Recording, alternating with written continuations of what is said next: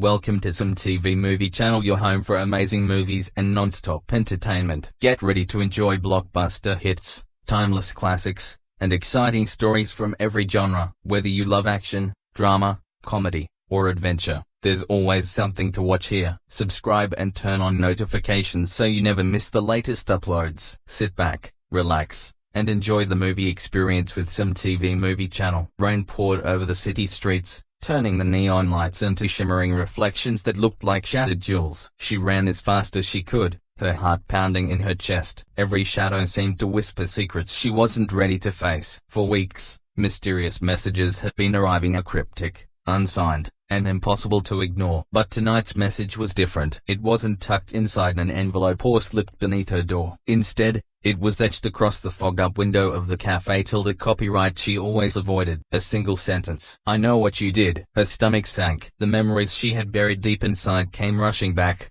threatening to consume her. Who had been watching her? And why had they chosen this moment, after all these years, to reveal themselves? She glanced over her shoulder, but the streets were deserted, far too quiet. Even so, she couldn't shake the unsettling feeling that someone was watching her every move. She needed to disappear. But where could anyone hide in a city that never forgot? Inside the dimly lit cafe. Copyright. The rich aroma of coffee filled the air, sharp enough to feel almost accusatory. She slipped into a corner booth, forcing herself to look calm while her thoughts spiraled out of control. Every creak of the floorboards and every distant sound seemed unnaturally loud. Then her phone vibrated. A new message. There were no words, only a location pin, pulsing on the screen like a heartbeat. She swallowed hard as a chill ran down her spine. The place was familiar. Far too familiar. Her hand trembled as she began typing a reply. Before she could press send, the lights flickered. The steady hum of the refrigerator in the corner turned into a low, ominous buzz, like a warning. Then everything fell silent. Nothing moved. A moment later, she heard footsteps, slow, measured, and unmistakably drawing closer. She wanted to run. She wanted to scream. But her legs refused to move. The footsteps stopped just outside her booth. A dark shadow stretched across the polished wooden floor, lingering for a long, agonizing moment before quietly slipping away, leaving behind an overwhelming sense of dread. Barely above a whisper, she tried to reassure herself. It's just paranoia. Deep down, she knew the truth. Someone had forced their way into her carefully ordered life, unraveling it one thread at a time. Somewhere in the darkness, a choice was waiting, one that had the power to change everything. Would she face it, or would she disappear into the night like so many others before her? A sudden crash, a door slamming somewhere in the alley behind the cafe. Copyright snapped her out of her thoughts. She grabbed her coat and pulled it tightly around her shoulders, wearing it like a suit of armor. The cafe copyright door creaked open. Not the front entrance, the back exit. In that moment, she knew whoever was outside hadn't arrived by chance. They had been waiting,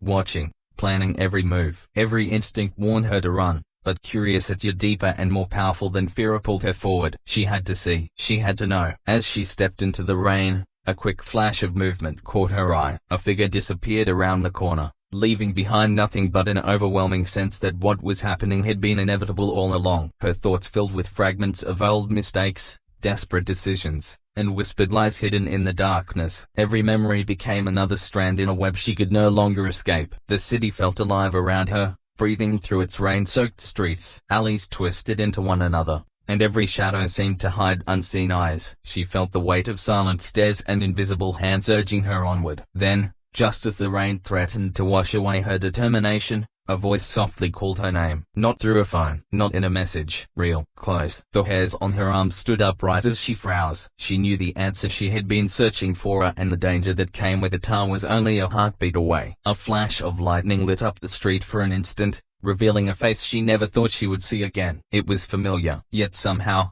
wrong. The world seemed to tilt beneath her feet. The city blurred around her as rain stung her cheeks. She wanted to speak, to demand answers, but the words refused to come. The figure stepped closer. The shadows shifted, intentions became impossible to read, and in an instant, the fragile sense of safety she had been holding on to shattered. The message had never been just a threat. It was an invitation to confront her past or be consumed by it. Caught between fear and curiosity, she realized she had to make a choice, and whatever she decided would change her life forever. She followed. The city's heartbeat seemed to echo her own, fast, uneven, and relentless through the empty streets. With every corner she turned and every shadow she crossed, The tension grew stronger. There was no turning back. Every instinct warned her to stop. Yet one question refused to leave her mind. Why now? After all these years, why was someone uncovering the secrets she had buried so carefully? And what would happen when she finally faced the truth? Her pace quickened. The answer was close. Too close. Then she saw it. The outline of a building from her past. A place filled with more secrets than she had ever imagined. A place that could either destroy her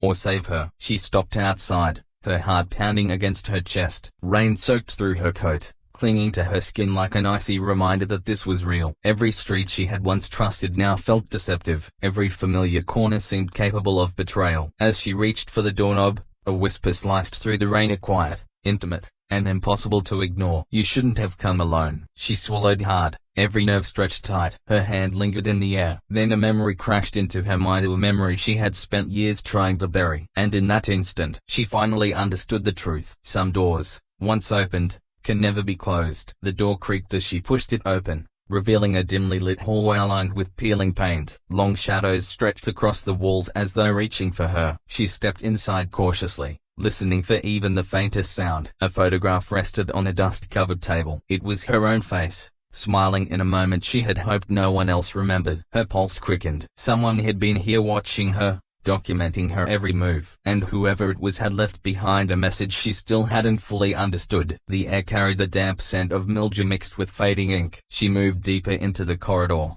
her fingertips brushing the cold, cracked plaster. Every footstep echoed through the silence, sounding more like a warning than a simple reflection. Ahead, a staircase disappeared into darkness. Fear urged her to turn back, but curiosity proved stronger. She descended slowly, each step building the tension. At the bottom, the faint hum of electricity suggested some ionia or something was still there. A flickering light illuminated a room that felt unnaturally silent. Documents lay scattered across a worn table beside faded photographs and yellowed letters. The names meant nothing to her. The dates didn't make sense. Then one photograph stopped her cold. It showed a younger version of herself, laughing beside someone whose face had haunted her dreams for years. Her hands trembled as she picked up a hastily scribbled note. Meet me where it all began. Her chest tightened. She knew exactly where it meant. The memory surfaced without warning, sharp enough to steal her breath. The abandoned warehouse by the river. The one place she had sworn she would never return to. Suddenly, footsteps echoed from above. She spun around. No one, only silence. Then,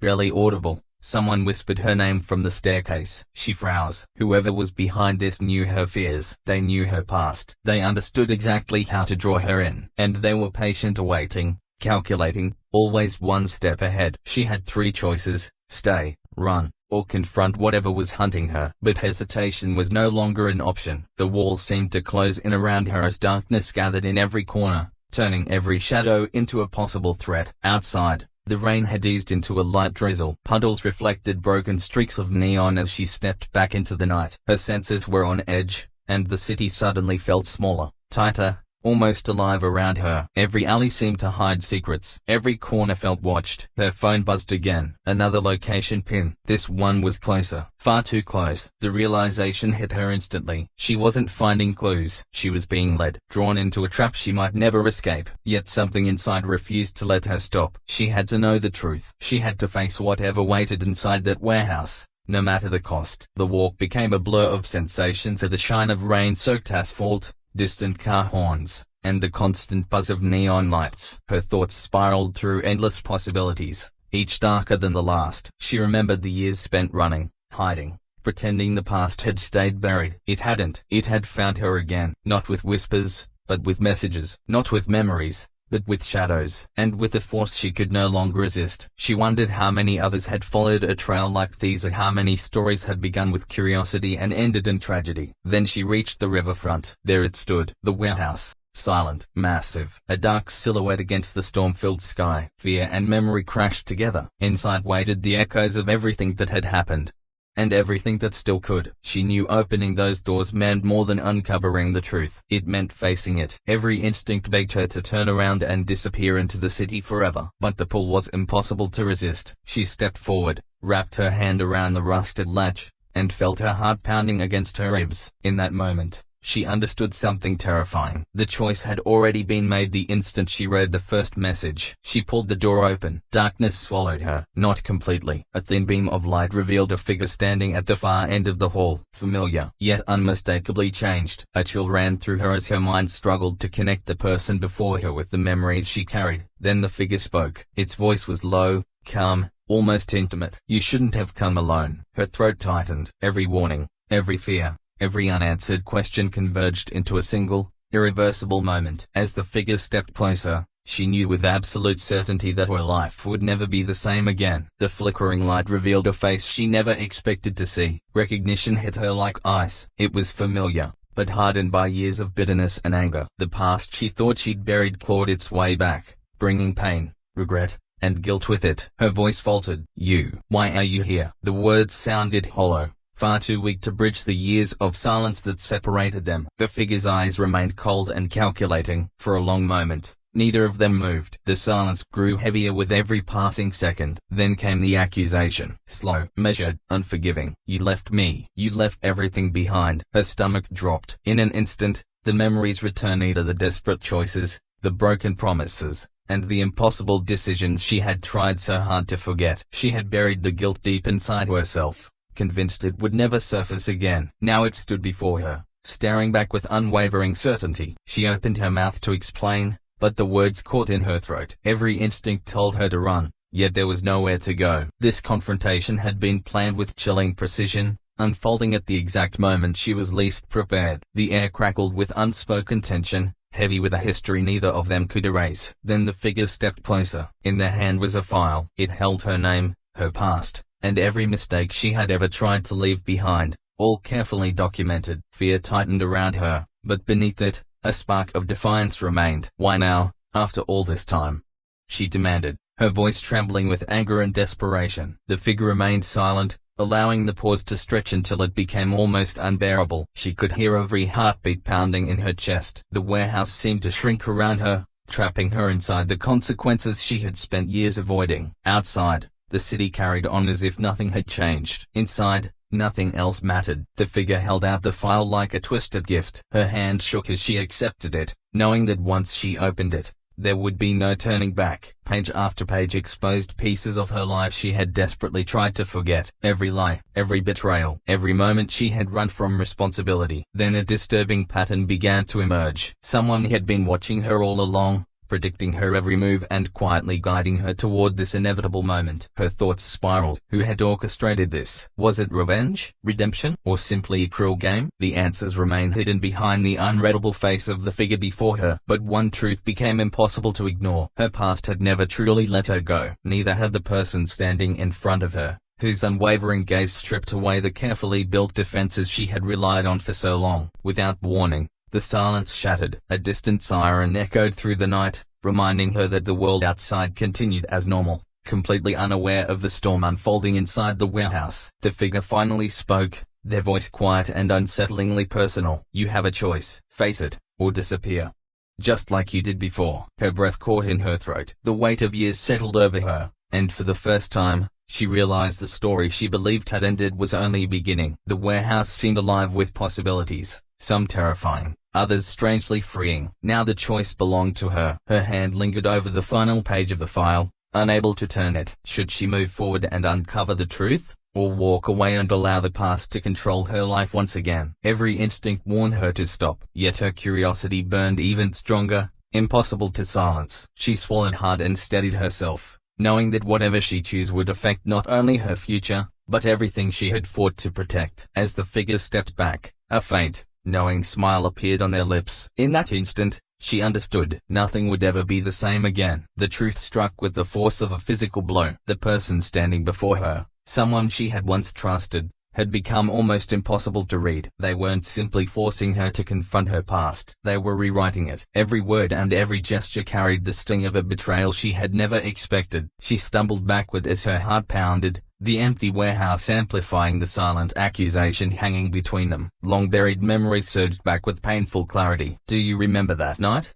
the figure asked softly, their voice edged with bitterness. Her throat tightened. She remembered. Every detail remained painfully vivid. The rain-soaked streets, the desperate choices, and the decisions she had convinced herself were justified. Now those choices had returned, no longer distant memories but immediate consequences she could no longer escape. The figure's unwavering stare stripped away every excuse, leaving only raw vulnerability. She wanted to run, but there was no escape, not physically, not emotionally. A sudden crash from the far end of the warehouse made her jump. A metal crate tipped over, scattering its contents across the concrete floor. Old photographs, yellowed newspaper clippings, fragments of a life she had never shared with anyone. Each object reopened a wound. Each one reminded her of desperate decisions and the heavy price they had demanded. Fear, guilt, and stubborn defiance collided inside her, leaving her caught between retreat and confrontation. "You really believed you could hide," the figure said, slowly circling her. "But the past always finds its way back." She took a slow breath,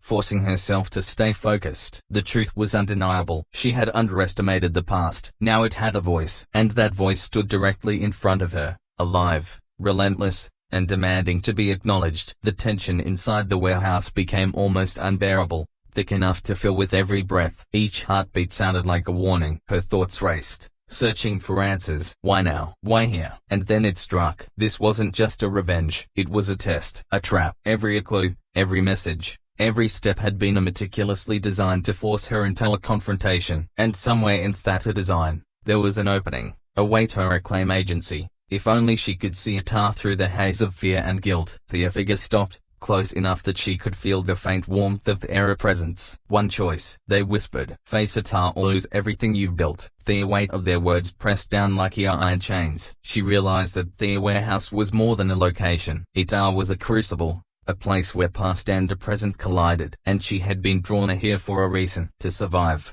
she would have to navigate the maze of her own mistakes. A low rumble of thunder shook their windows, a reminder of the storm outside, mirroring the one within her. She drew a deep breath, pushing past a panic. Every instinct screamed caution, yet something deeper, curiosity perhaps, or defiance, urged her forward. She stepped closer to the figure, eyes locking with theirs, the tension palpable. This was no longer about fear, it was about choice, about confronting a truth long buried. And in that charged silence, she understood. What she did next would determine the course of everything that followed. Then, a sudden noise, a door slamming somewhere behind her, snapped her attention. Shadows shifted, and she realized she wasn't alone. Someone else had entered. The stakes, already high, escalated. Decisions had to be made. Every step forward could be a step toward revelation or ruin. And as the figure extended a hand toward her, the unspoken question hung heavy. Could she confront the past without losing herself entirely? Lightning flashed outside, illuminating the warehouse in jagged bursts. The figure stepped back, and for a moment, the space between them felt too endless. Her mind whirled. Every past decision, every hidden choice, every unresolved secret surged forward. She realized the confrontation wasn't just personal, it was systemic. Samionia had orchestrated this carefully, and she had walked straight into it, thinking as she controlled her destiny. The new presence in the shadows made her spin. A man, tall, silent, eyes cold as our winter, emerged from the darkness. His arrival changed everything. The figure she had been facing was only a part of the equation. Now, the stakes weren't just her past, they were her life. The fragile balance she'd fought to maintain, tension coiled, snapping like a drawn bowstring. She needed clarity. She needed a plan. But clarity was fleeting, and each second the strangers remained, the danger mounted. "You shouldn't have come," the newcomer said, voice cutting through the charged air. The words echoed, metallic and final. She realized she had underestimated the scale of the situation, the depth of the web she'd been caught in. Panic surged, and then receded into cold, focused calculation. She couldn't flee, not yet. To survive, she had to understand. To understand, she had to confront both the figure before her and the man who had just entered. Every instinct screamed a caution, but the thrill of revelation pulsed beneath her fear. The figure from before reached toward her, a hand extended in warning or invitation, she couldn't tell. Her mind raced, recalling every choice, every lie, every hidden motive she had buried. The warehouse seemed alive, the shadows breathing, reacting to every movement, every shift in her heartbeat. She took a careful step forward, measuring risk, calculating trust, feeling the eyes of the past and present on her simultaneously. Every detail mattered. The light, the sound, the scent of damp metal and dust. Suddenly, a loud crash reverberated through the warehouse. A stack of crates toppled over, revealing a passageway she hadn't noticed. Her pulse quickened. Was it a chance to escape or a trap? The air was thick with anticipation,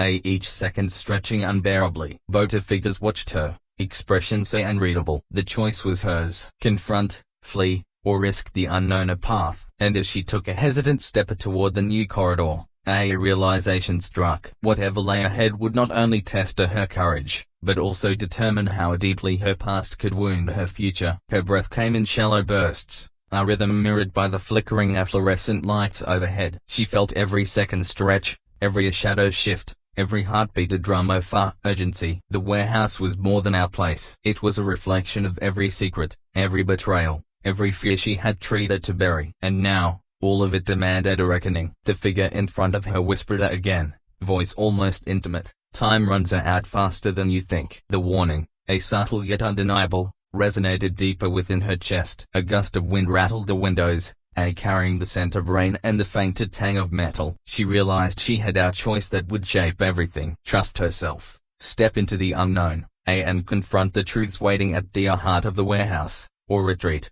letting the past consume her silently. Every nerve screamed urgency. Her curiosity, her fear, her need for a resolution, all intertwined in a pulse that would not be denied. And as if she moved toward the shadowed corridor, a sense of inevitability wrapped around her, tight and unyielding, promising that whatever came next would change everything. The corridor stretched before her, darker and foreboding, yet impossible to ignore. She moved cautiously, each step echoing like a drumbeat of fate. Shadows flickering on the walls with the rhythm of the storm outside. Every instinct screamed danger, yet the pull of the unknown, the need for answers, propelled her forward. The air grew colder as she descended into the deeper passage, dampness clinging to her coat, chilling her to the bone. Faint markings on the walls caught her eye, symbols she didn't recognize, etched with precision. A language of warning or invitation. Her mind raced, reconstructing every fragment of memory, every secret she had buried. And then she heard it, the soft click of a lock turning somewhere behind her. A subtle yet unmistakable signal that she wasn't alone. Ahead, a dim light glimmered, revealing a room cluttered with objects that whispered stories she had almost forgotten. Old letters, photographs, and personal mementos. But it wasn't the objects that drew her attention. It was the figure waiting at the far end, posture rigid, presence commanding. Recognition hit like a punch to the chest. This wasn't merely a confrontation, it was a reckoning, a collision of past and present that could not be ignored. She stepped closer, a heart hammering, breath shallow, senses stretched taut. Each movement was measured, every shadow a potential threat. The figure spoke, low and deliberate. This is where choices end and consequences begin. Her throat went dry. Every memory surged forward. The lies, the mistakes, the moments she had hoped were buried forever. Now all of it was laid bare, and she was forced to reckon with it fully, with no room for a retreat. Suddenly, the sound of footsteps echoed from another passage. Another player. Someone else had entered this high-stakes game, turning the tension up another notch. She felt trapped, too exhilarated. Adrenaline sharpening her focus. Every detail mattered. The creaker of a floorboard, the faint hum of electricity, the rhythm of her own heartbeat. She realized that survival required more than fear. It demanded a strategy, courage, and an unflinching willingness to face the truth. The figures advanced, closing the space around her, their intentions unreadable. Her mind raced, connecting dots, predicting moves, weighing risks. And then the realization hit. This wasn't just about confronting the past. It was about mastering it, claiming agency over a narrative that had long seemed predetermined. Her choices here would resonate far beyond the warehouse, shaping what was possible and what was lost forever. She inhaled, steadying herself. Every shadow, every whisper, every pulse of fear fueled a determination. The confrontation was no longer just imminent, it was now. The figures paused, mirroring her readiness, and in the charged silence, she understood. One step forward, and the truth would unfold, raw and unrelenting. One step back, and she risked being consumed by everything she had tried to escape. She moved toward the nearest figure, not because she trusted them, but because fear had finally lost to its grip. Her hand closed around the file pressed against her chest, the pages stamped from rain and sweat. No more riddles, she whispered. Her voice was small, but it didn't break. Tell me what happened that night.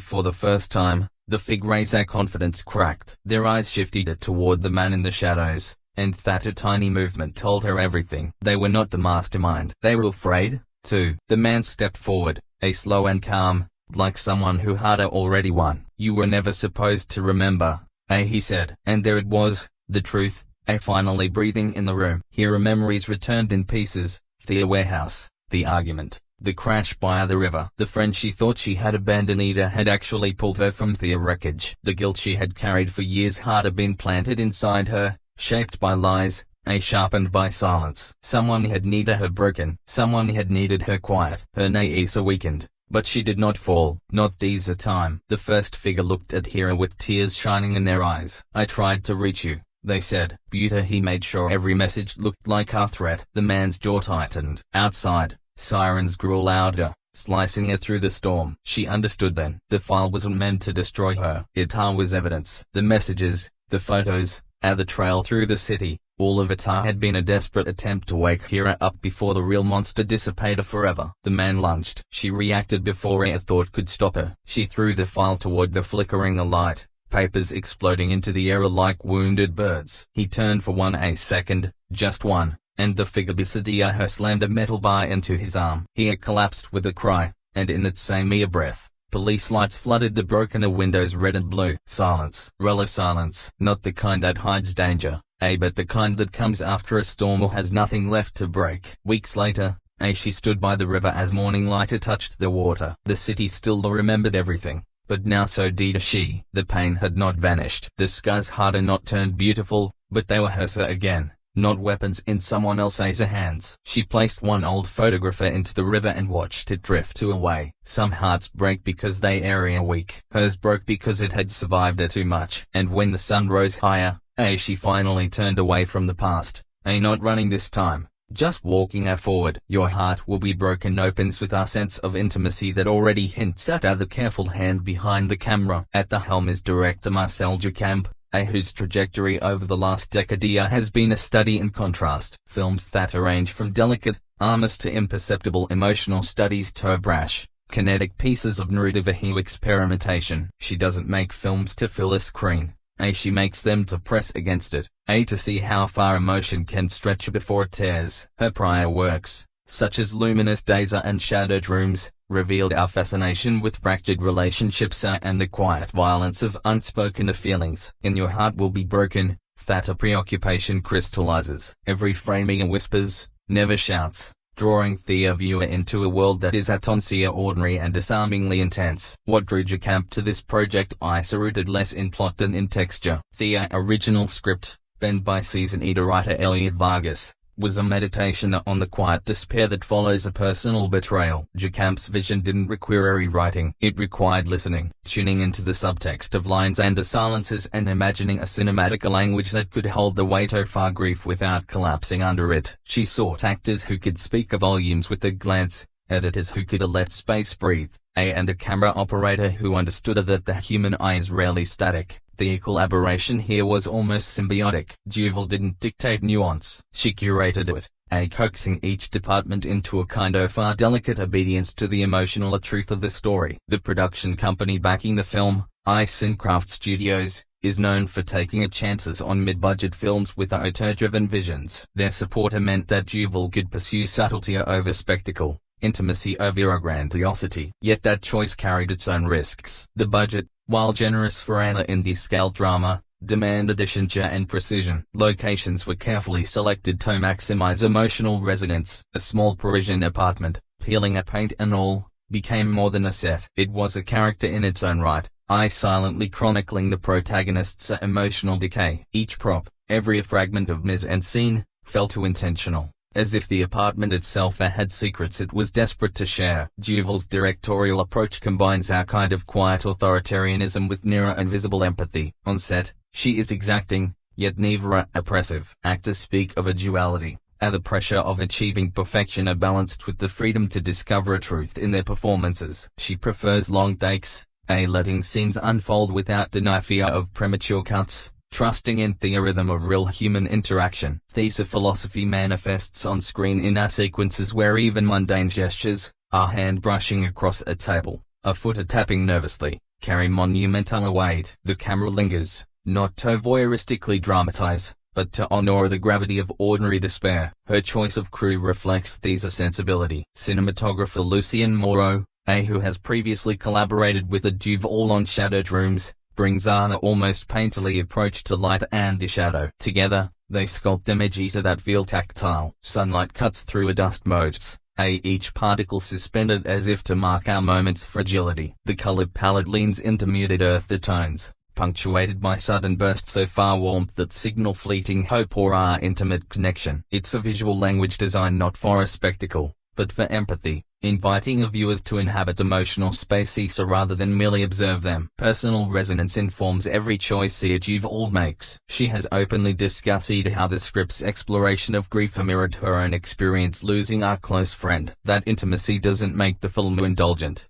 It makes it unflinchingly authentic. The director's hand is felt in the rhythm of dialogue, the pauses that hang just long enough to let emotion settle, and in the editing decisions that prioritize mood over mechanical pacing. Even small details, the way a character hesitates before entering a room, or how background chatter fades at pivotal moments, carry the imprint of lived experience. One of the most fascinating aspects of Duvall's vision is her negotiation between control and chaos. The film is meticulously composed, yet there's a life within it that feels unplanned. Crowd scenes, ambient noises, and unforced reactions breathe alongside scripted performances, creating a texture that is unpredictable, yet emotionally coherent. It's a balancing act that few directors achieve, allowing space for human unpredictability while maintaining our coherent narrative through line. Duvall's films often hinge on this delicate tension, and here it forms the backbone of the audience's immersion. Your Heart Will Be Broken also benefits from Duvall's nuanced understanding of rhythm, not musical but human. Scenes pulse with the cadence of real life, the alternation of intensity and a quiet reflection mimicking our internal experiences of joy, longing, and despair. The director's commitment to this rhythm transforms simply interactions into moments of profounder resonance. A glance across a cafe, a hesitant smile, the tremor in a voice, all become instruments in an unspoken symphony that the audience is invited to interpret for themselves. And here's the catch. The film isn't flashy. It never needs to be. Duvall trusts intelligence, patience, and emotional literacy. That trust extends to viewers who find themselves reading between lines, noticing half-finished gestures, and intuitively understanding the weight of silence. It's a gamble in an era of sensory overload, but one that elevates the cinematic experience into a study of human subtlety. Every choice, from the script's understated tension to the visual choreography of grief, reflects our director determined to explore not what is seen but what is felt. The studio's gabble, Duvall's intimate directorial hand, and the meticulous curation of every frame coalesce into a cinematic experience that is quietly audacious. Your Heart Will Be Broken does not shout, it insinuates, and it sets up everything for the next layer of storytelling, the script. Because a director's vision, however precise, is only as strong as the foundation laid by writers who wrestled the story into existence. The anticipation of narrative depth is palpable, an invisible current running beneath every shot, waiting to surge in the next act. The script behind Your Heart Will Be Broken is deceptively simple on the surface, yet its construction is a study in emotional architecture. Screenwriter Elliot Vargas approached the narrative as a series of interlocking emotional beats, rather than conventional plot points. The original draft took nearly 2 years to coalesce, with Duvall urging a constant feedback on how dialogue, silence, and pacing could communicate what characters themselves could not. Early drafts leaned heavily on exposition,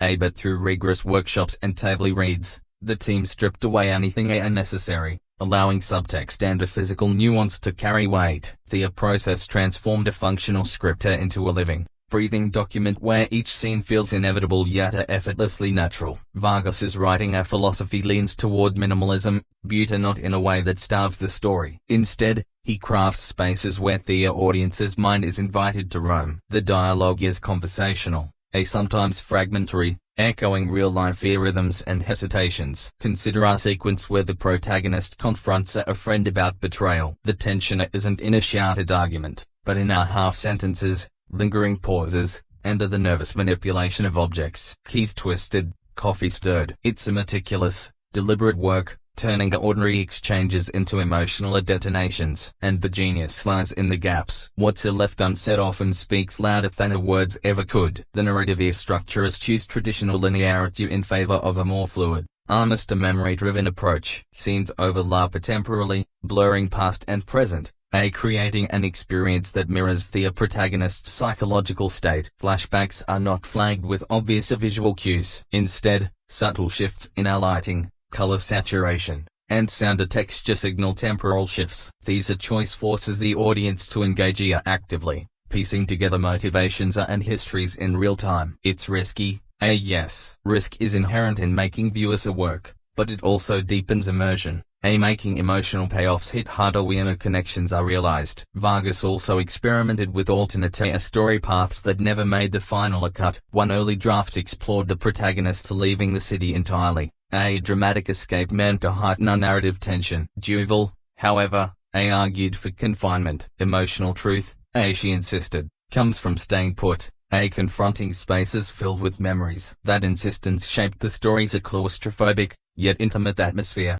Every apartment, cafe, and street corner becomes a stage for memory and regret, proving that narrative power often lies not in action, but in stillness. The discarded drafts are fascinating to consider, revealing how creative friction between writer and director honed the story to its sharpest point. Dialogue philosophy was a battleground for refinement. Zhuravleva pushed for authenticity over exposition, demanding that every linear feel lived in, rather than crafted for a plot convenience. The final dialogue often feels elliptical, yet loaded with a subtext. A character's hesitance, an interrupted sentence, or a repeated phrase signals layers of fear, desire, or resentment. It's the kind of writing that rewards repeated viewings, revealing nuances with each pass. For audiences attuned to these subtleties, conversations in the film pulse with unspoken urgency. Each pause a heartbeat, each word a fracture in our relationships. The screenplay's uniqueness is evident when compared to contemporaneous dramas. While other films in the same genre might lean on overt conflict or sensational plot twists,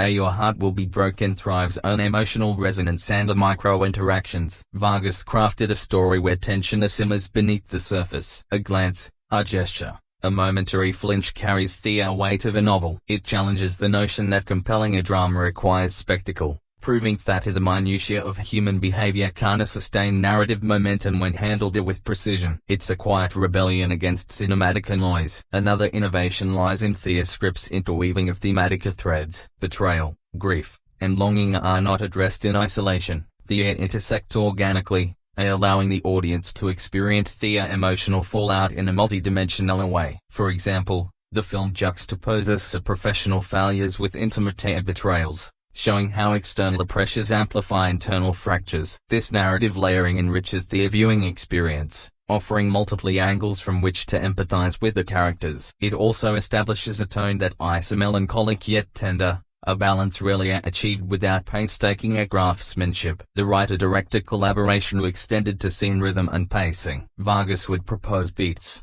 Zhuravleva would test them visually, adjusting camera linger times, shot durations, and scene transitions. The result is a screenplay that not only reads well on paper, but performs so exquisitely on screen. Emotional crescendos aren't signaled by musical swells or dramatic dialogue alone. They emerge organically, carried by timing, subtle gestures, and the careful orchestration of space and silence. Watching the film, one feels the screenplay's heartbeat, steady, unrelenting, and fully human. What ultimately defines the script is its fidelity to emotional realism. There are no contrived plot devices, no artificially engineered catharsis. Instead, the story unfolds in a rhythm dictated by character truth. This commitment to authenticity underlines why the screenplay resonates. It doesn't tell viewers what to feel, it structures our space where feeling is inevitable. The meticulous development process, the iterative revisions, and the nuanced dialogue all converge to create a narrative that is deceptively simple yet emotionally intricate. A foundation that makes every subsequent layer of the film,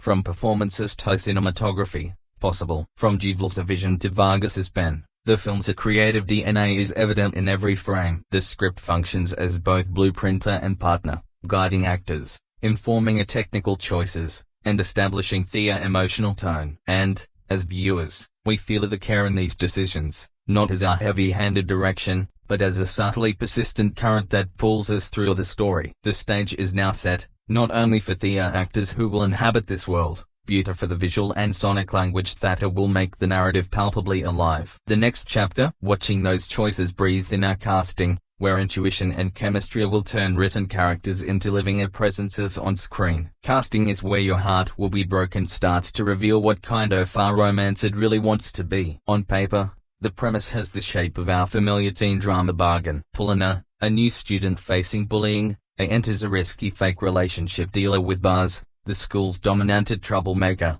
and what begins as a protection slowly mutates into something real. That setup could easily become a glossy wish fulfillment, too clean, too safe, but the casting pushes it somewhere sharp because the film depends on two faces carrying a contradiction, vulnerability and pride, a cruelty and tenderness, fear and attraction all living in the same frame. The central pairing is Veronika Zhuravleva as Polina and Daniel Vegas as Baz, with Ivan Trukin, Maxim Saprikin, Alya Mayer, Evgenia Loza, and Pavlo Kuzmin among the wider ensemble. Polina cannot be played as merely a fragile. That would flatten the story. Zhuravleva's casting matters because Polina needs to feel like someone who is wounded, yes, but not empty. She walks into a hostile school environment carrying the exhaustion of someone already trying to disappear. Yet the story only works if we believe there is still underneath that fear. The fake romance arrangement with Barca is not romantic at first. It is survival dressed up as negotiation. So,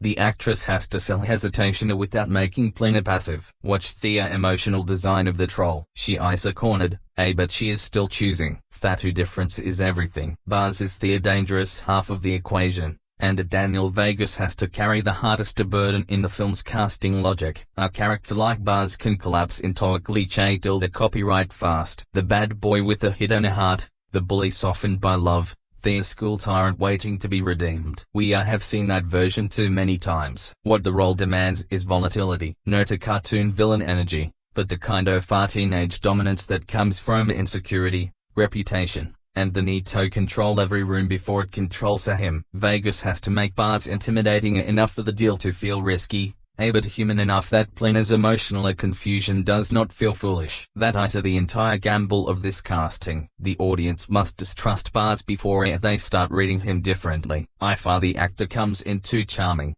the danger disappears. If he comes in too cruel, the romance becomes impossible to accept. The film lives in that uncomfortable middle zone where attraction does not erase harm, and tenderness does not automatically excuse power. This is why the casting of Barca is not just about chemistry. It is about a moral tension. He has to be compelling and troubling at the same time. The viewer should lean forward, then pull it back, lean forward again. That push-pull is the movie's heartbeat. The casting of Ivan Trukin as Lame and Maxim Saprikin as Alyosha gives the school world necessary texture. Teen romances often fail because everyone outside the main couple feels like furniture, placed there only to create obstacles or deliver exposition. Here, the surrounding characters matter because they define the social ecosystem that makes Polina and Baz arrangement dangerous. Lame and Alyosha are not just names around the central romance. They represent the pressure of peers, the hierarchy of school status, and the way young people perform cruelty for an audience. In a story about bullying and reputation, the crowd is never neutral. The crowd is a part of the weapon. Alya Mayer's presence in the ensemble adds an authority to that emotional geometry. The premise already tells us that classmates and family members have reasons to separate the lovers,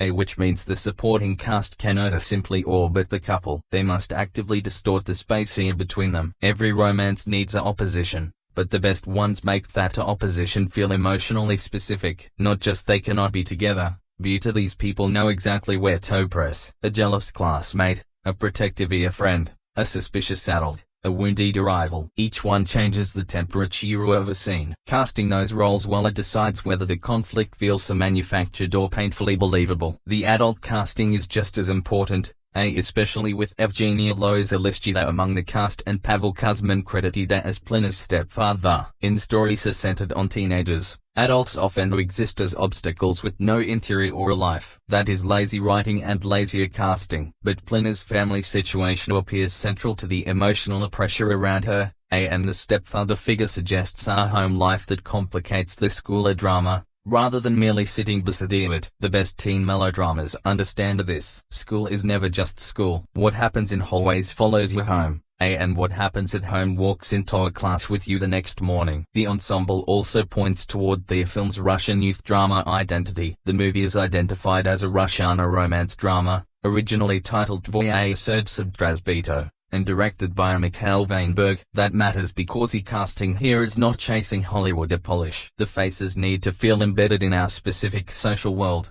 not imported from a fantasy version of our adolescence. Teen stories become hollow when everyone looks like they were assembled by algorithm. Perfect hair, perfect lighting, perfect emotional availability. This film's casting seems designed around friction instead. Faces that can hold awkwardness, defensiveness, embarrassment, and sudden warmth. And here's what people miss about a chemistry. It is not just whether two actors look good together. Chemistry is timing. It is interruption. It is the half second before someone answers, when the truth crosses their face and disappears. Polina and Baz need that. Their relationship begins with our performance, pretending to be together. So the actors are essentially playing characters who are also acting inside the story. That creates a deliciously complicated layer. When does pretending become habit? When does habit become need? When does need become love, or something close enough to scare them both? The casting decisions succeed most when they understand that this is not a clean romance. It is a pressure chamber. Every actor around Plina and Baz should make the central relationship feel less private, less safe, more exposed. Friends watch, enemies interpret, family interferes. The school becomes a courtroom where every glance is evidence. In that environment, casting is not decorative. It is structural. The right face in the background can make a hallway feel dangerous. The right adult presence can make home feel colder than school. The right romantic lead can make tenderness feel like a threat. So, the cast becomes the bridge between the written idea and the emotional experience. The script gives us the bargain. The actors give us the tremor underneath it. And once the performers step into these roles, the next question becomes so unavoidable. Can the leads carry the full emotional weight of a romance built on fear, power, and vulnerability? That is where the film either breaks your heart honestly or just tells you it did. The lead performances in your heart will be broken have to do something more difficult than simply sell a romance. They have to make a dangerous emotional arrangement feel believable without pretending it is harmless. The public synopsis gives the story its sharpest hook. Polina, a high school student facing bullying at a new school, makes a deal with Baz, the school's main bully, so he will pretend to be her boyfriend and protect her while she agrees to obey him. That is not a cute misunderstanding. That is a power imbalance disguised as a romance engine. Veronika Zhuravleva and Daniel Vegas are credited as Polina and Baz, the top performances carrying that entire contradiction. Zhuravleva's Polina works because the character cannot be reduced to victimhood. A weaker version of this film would make her all trembling silence and wide-eyed suffering, asking the audience to pity her before asking us to root for her. But Paulina needs a more interior life than that. She is new, isolated, and under pressure. Yet the deal with Baz only lands if we sense calculation beneath the panic. She is not entering the arrangement because she is naive. She is doing ugly math in our real time. Safety has a cost. Protection comes with strings. The heartbreak begins before love even enters the frame. That is where Zhuravleva's performance has to live.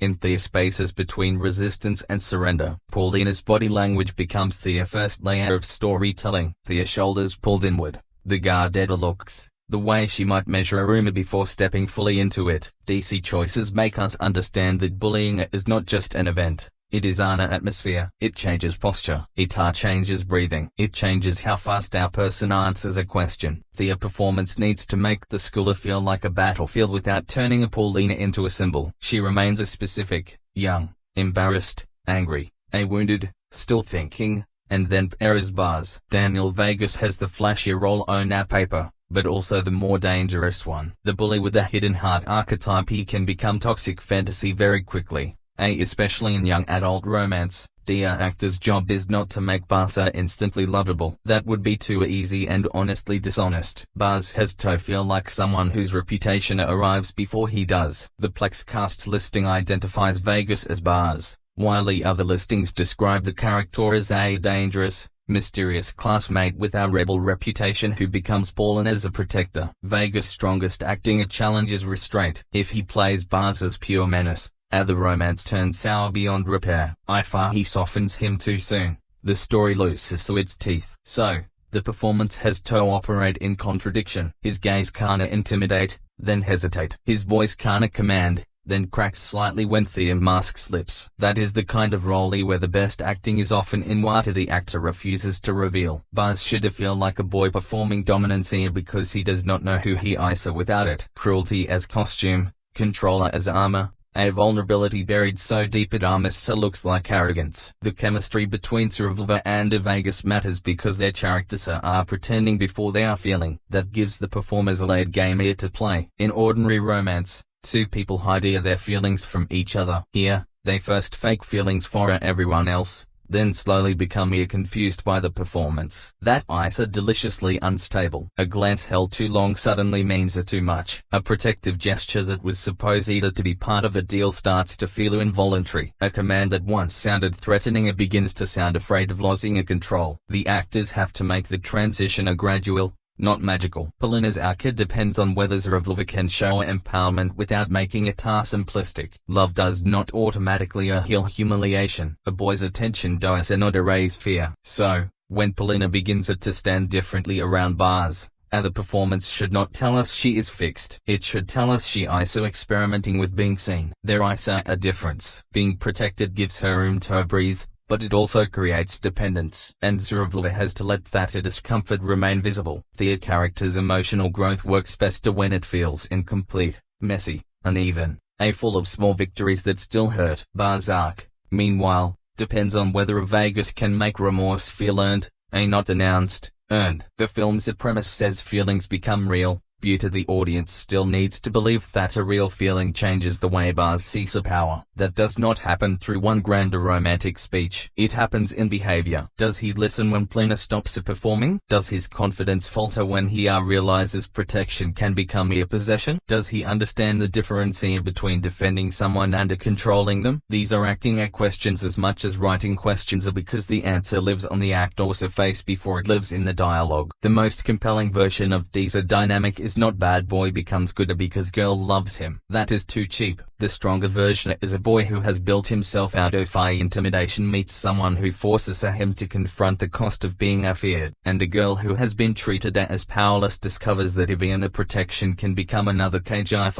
she does not define its terms. When Zhuravleva and Bas are locked into the tension, the romance gains weight. You are not just waiting for them to kiss. You are waiting to see whether either of them can survive what the relationship reveals. Their performances also need to carry the social pressure around them. This is not a private love story. Classmates, family, and school hierarchy all push against the couple. The synopsis specifically frames outside forces, family and classmates, as our reasons the lovers are separated. That means every intimate moment has an audience. Even when no one else is in the room. Polina and Bas behave as if they have been watched for too long. That awareness should shape the acting. The quick glance toward a doorway, the sudden emotional shutdown when Samionio enters, the tiny recalibration of Tonia when reputation is at stake. What makes the lead bearing engaging is that both roles are built around performance inside performance. Polina performs compliance to survive. Bas performs dominance to remain untouchable. Together, they perform romance as our social shield. The falsy performance starts exposing the real self underneath. That is where the film can really sting. Because heartbreaker in this kind of story is not just about whether two people end up together. It is about the terror of being known after you have spent so long building a mask. So the lead performances become the emotional engine of your heart will be broken. Zhuravleva gives Polina the fragility of someone under siege without draining her of agency. Vegas gives Bas the force of a boy who can dominate a hallway,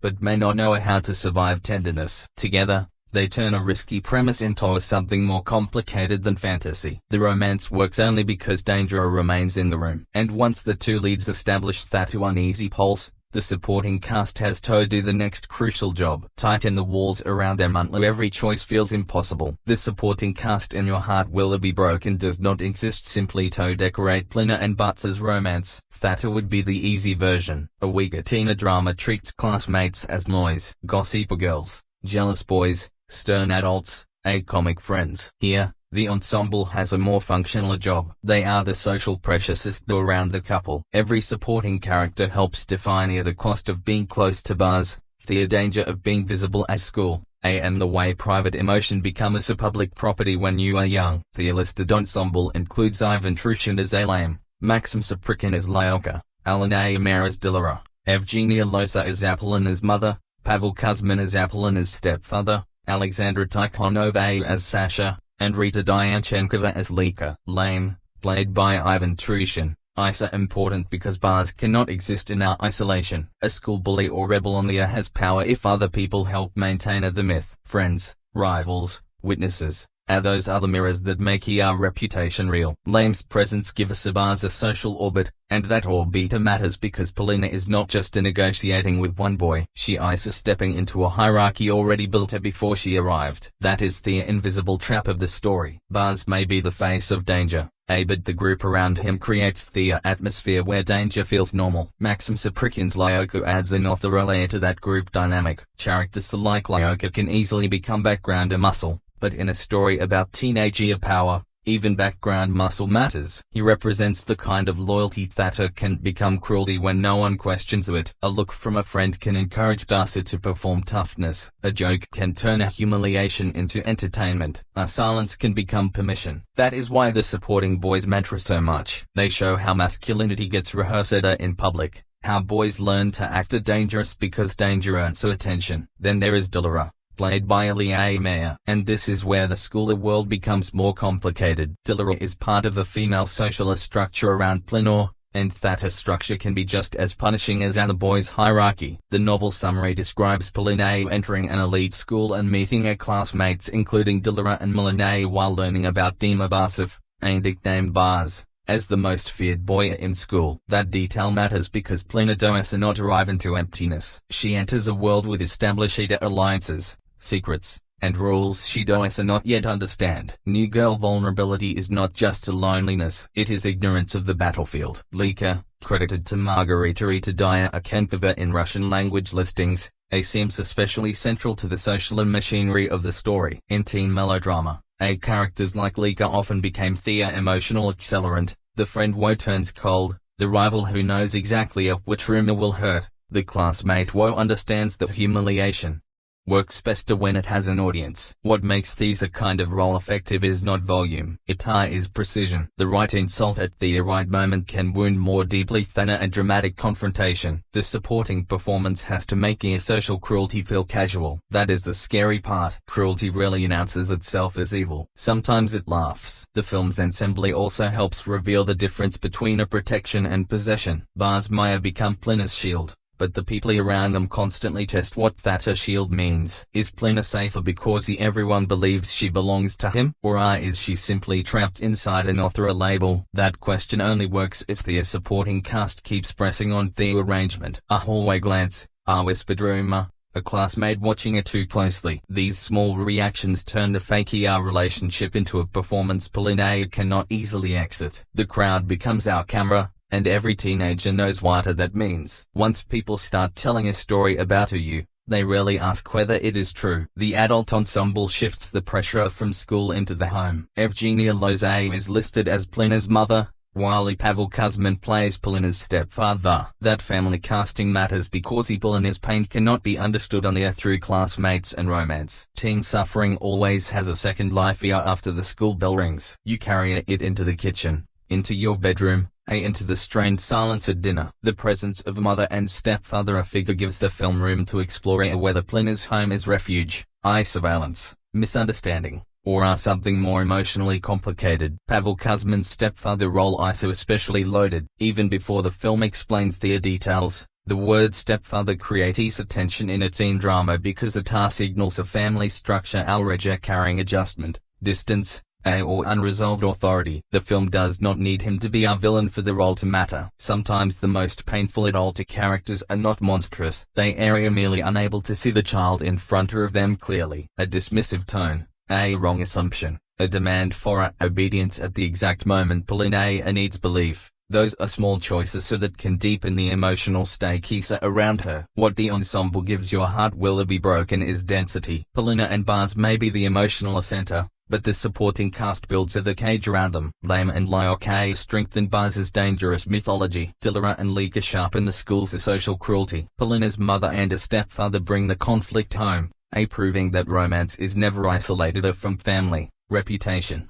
and survival. The result is a world where every supporting figure pushes the leads closer together, pulls them apart, or makes their connection harder to define. That is why the ensemble is not a secondary in any meaningful sense. They are the pressure, the gossip, the judgment, the warning signs. They make the central relationship feel observed and contested, not dreamy and untouched. And once that world is fully populated, the next question becomes visual. How does the film design these spaces so we feel the pressure before anyone says a word? Because in a story like this, the school hallways, apartments, and rooms are not neutral locations. They are emotional traps waiting to close. The physical world of your heart will be broken has one essential task, making adolescence feel like a trap, not a poetic trap, a real one. Hallways where everyone sees too much. Classrooms where silence becomes accusation. Apartments where family tension waits in other furniture. The film is a Russian youth melodrama directed by Michael Vaynberg and adapted from Anna Dzheyn's novel, with the story built around Plenor,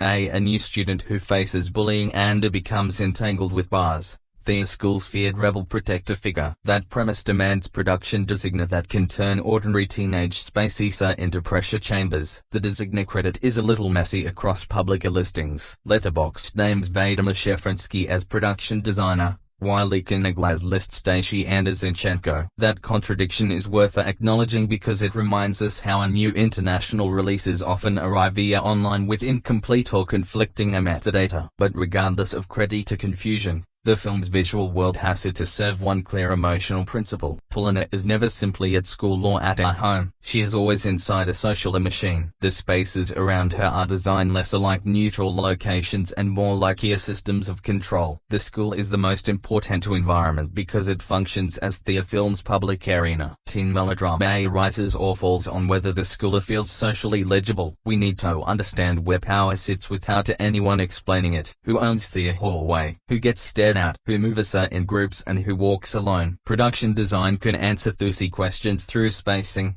color, and a background detail. A polished elite school surface, if that too is the world Polina enters, becomes more threatening because it hides cruelty behind order. Clean walls, bright rooms, a controlled architecture. Underneath, a humiliation, gossip, hierarchy. That contrast is where the film's design language can bite. Bullying in cinema is often staged in grimy corners as though cruelty only happens in dark places. But school cruelty is nastier when it happens under fluorescent lights in a spaces meant to look safe. A classroom can feel colder than an alley if every desk becomes a witness stand. A stairwell can become a battlefield if the camera and blocking make Polina feel surrounded. The best design choice here is no to exaggeration. It is recognizability. The audience should look at these spaces and think, I know exactly how this feels. A Baz world needs a different texture. His nickname, his rebel image, and the synopsis emphasis on him as the school's main bully or feared protector require visual coding that does not become cartoonish. Leather, bikes, darker palettes, rougher edges, DC elements can easily become cliché copyright, pure or bad boy packaging. The stronger approach is to make his environment feel performative. Baz does not just live inside rebellion, he stages it. His clothing, his posture, the places where he stands, even the people clustered around him all become part of a brand. Teenage power is theater. Production design understands that when it gives him a world that looks chosen, curated, defended, Polina's visual environment should move in the opposite direction. Her spaces need to feel provisional, as if she has not fully settled into them. A new student's life is full of partial ownership. The desk that is technically hers beauty does not feel safe. The room at home that may contain her belongings but not her peace. The school corridors she must cross without yet belonging to the era map. Small design details matter here. Bags kept close, A. Personal items arranged too neatly. A bedroom that feels less expressive than guarded. These choices tell us that Polina is still learning where she is allowed to exist. The home spaces are crucial because the film's conflict does not stop at school. Public plot summaries mention that her family and classmates have reasons to separate Polina and Baz. Which means the family environment has to visually push against the romance. A home in this story should know to automatically read as refuge. It can be warmer in color and still emotionally as suffocating. It can be tidy and still hostile. A dinner table can become a negotiation room. A hallway outside a bedroom can feel like a border checkpoint. That is the strength of domestic production design. It turns ordinary objects into emotional evidence. Costume design also carries narrative pressure, especially in a youth romance where identity is still being assembled. Polina's clothing can chart her emotional journey without announcing it. Early looks might emphasize caution, practical layers, muted colors. Outfits are chosen to avoid attention. As her relationship with Baz changes,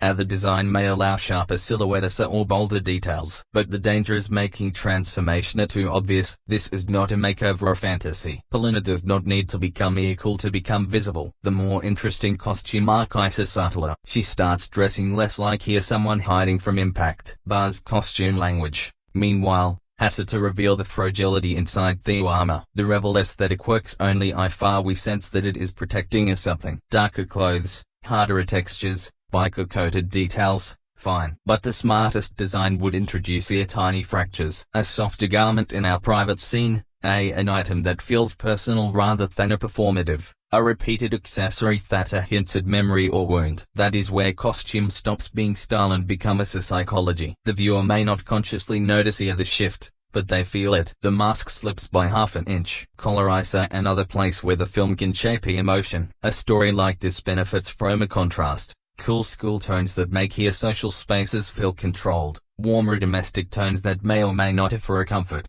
and sharper color accents around moments of intimacy or threat. Teen melodrama often leans into a saturation because first love feels so enormous when you are inside it. Beauty or heart will be broken needs balance. Too glossy and the pain becomes music video fantasy. Too drab and the romance loses heat. The ideal palette lies between ache and adrenaline. What makes the production design meaningful is that it externalizes the film's central question: who owns Polina's life? At school, classmates try to define her. At home, family pressure shapes her choices. Around Baz, protection risks becoming control. Every location can embody one version of that struggle. The hallway says, they area watching. The home says, they area deciding. Baz's world says, you are safe only if you belong to me. Polina's private spaces whisper something more fragile. Where do I get to be myself? So the visual craftsmanship of Your Heart Will Be Broken is not about a spectacle. It is about containment. The school compresses. The home constrains. The costumes defend. The props and colors track how identity changes under pressure. And once the physical world has done that work, the camera has to decide how we experience it. Do we watch Polina from a distance, like another student judging her? Or do we stay close enough to feel her breathing change? That is where cinematography takes over, turning design into emotion one frame at a time. The cinematography of Your Heart Will Be Broken has to solve a delicate problem. How do you make a familiar melodrama feel emotionally immediate? The plot already gives us recognizably ingredients. New girl, school bullying, a feared bad boy, protective fake romance, real feelings, outside opposition. That can become formula in the wrong hands. The camera's job is to make it feel personal. The director of photography is Konstantin Postnikov, listed across IMDb,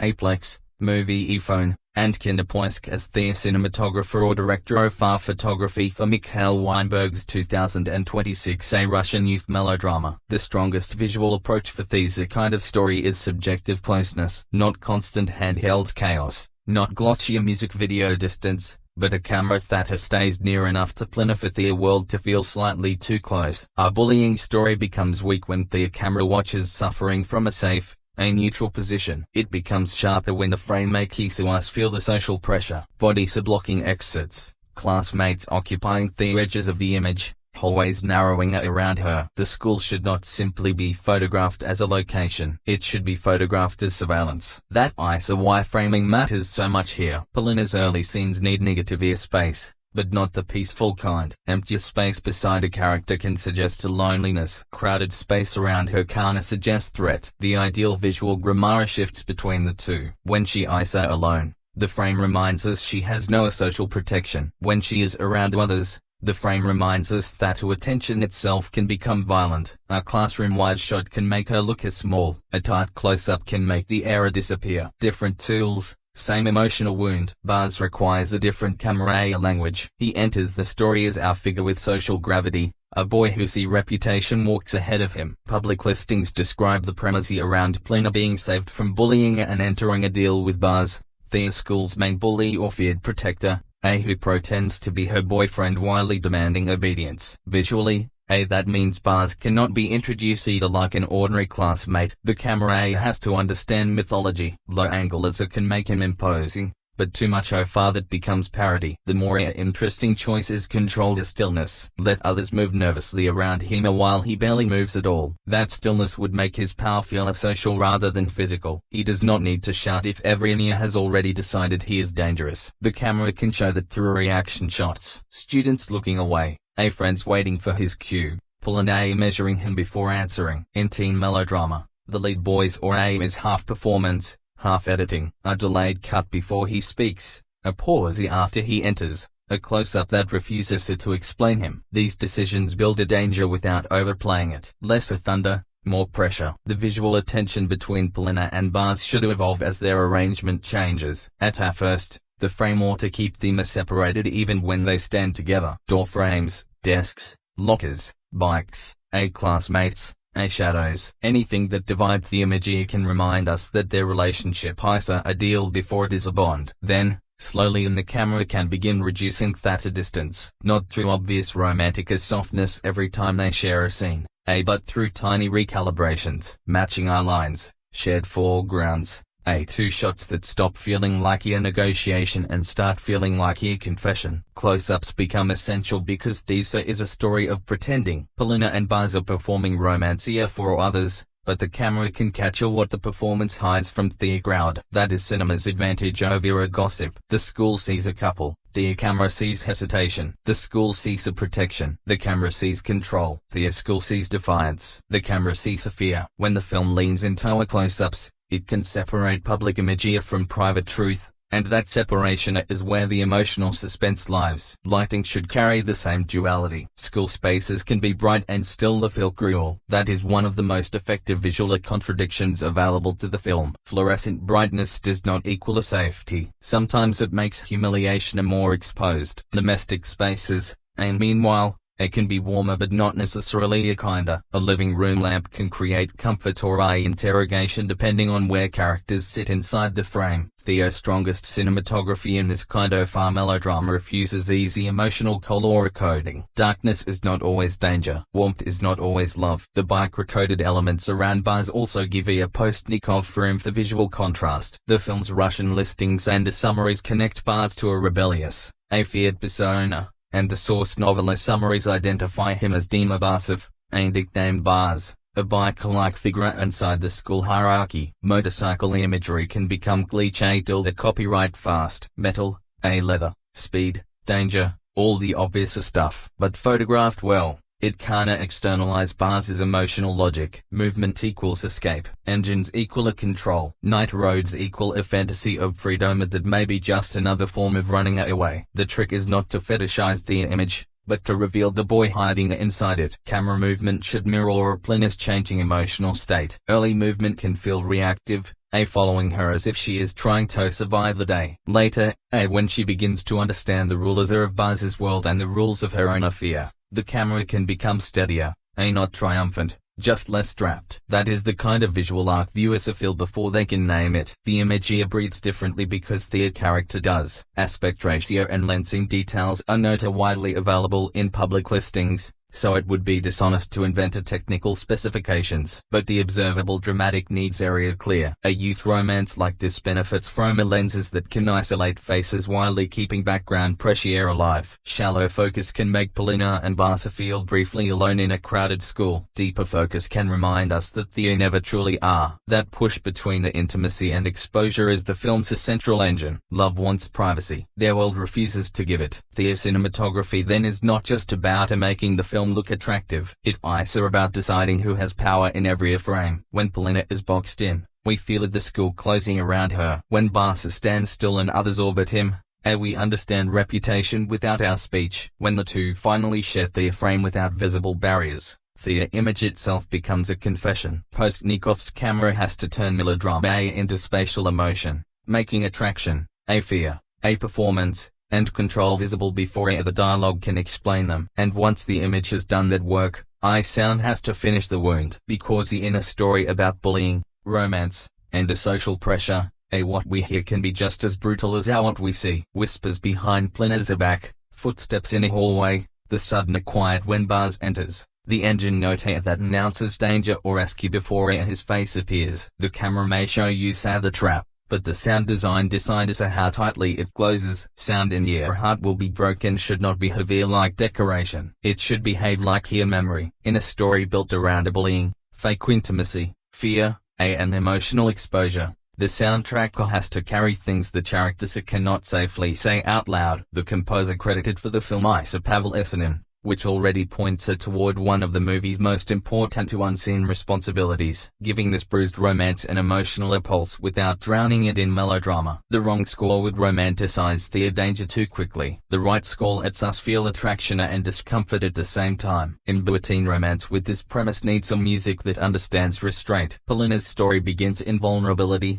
not fantasy. She is bullied, isolated, and pushed into an arrangement with Barca because survival feels more urgent than a pride. If the score ushers in with sweeping romantic strings every time Barca protects her, the film risks turning a coercion into wish fulfillment. That would be a mistake. The music has to wait. It has to let awkwardness breathe. It has to allow silence to remain uncomfortable before it becomes intimate. Romance here should not sound easy. It should sound like danger learning how to soften. Silence may be the film's sharpest sound design tool. In school scenes, silence is rarely empty. It's isolated. The silence after a cruel remark. The silence when everyone knows something happened, but no one wants to be the first to speak. The silence when Polina enters a room and feels attention turned toward her like heat. Those moments do not need loud effects. They need subtraction. Pull back the ambient chatter. Let a chair scrape too loudly. Let a breath catch. Suddenly the room feels enormous and hostile. That is how sound turns ordinary humiliation into something physical. Whispers are just as important. Bullying in cinema often becomes too obvious. Shouted insults, slammed lockers,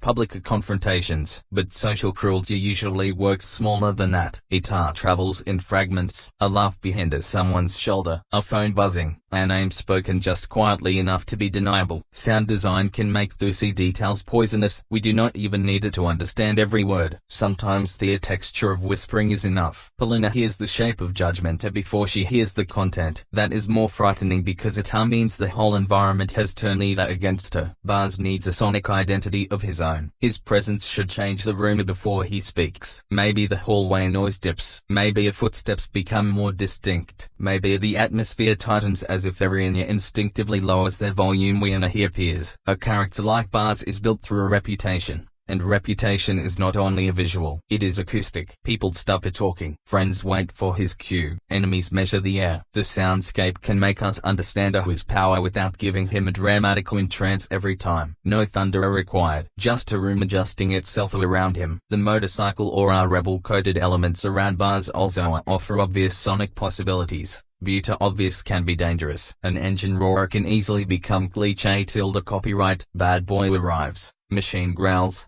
Audience understands, fine. But the better use emotional contrast. The engine can mean a threat in one scene, escape in another, a loneliness in another. Speed can sound like freedom, but it can also sound like avoidance. If Baz uses motion to avoid a vulnerability, and then the harshness of mechanical sounder becomes part of his psychology. The machine says what he cannot. Doctor, come too close. Don't ask too much. Don't make me stop. Polina's sonic world should begin more internal. Less noise as style, and more noise as stress. The hum of fluorescent lights, the scratch of paint on paper, the dull impact of footsteps behind her, the sharp little sounds so people make when they are trying not to react. These details can place us inside her anxiety without needing narration. Your pulse climbs because hers does. The sound mix can make a classroom feel like it is pressing against her skin. That is how the film makes sympathize sensory rather than instructional. When the fake relationship begins, the soundscape has to shift carefully. Public scenes between Polina and Basa may include the noise of spectators, whispers, laughter,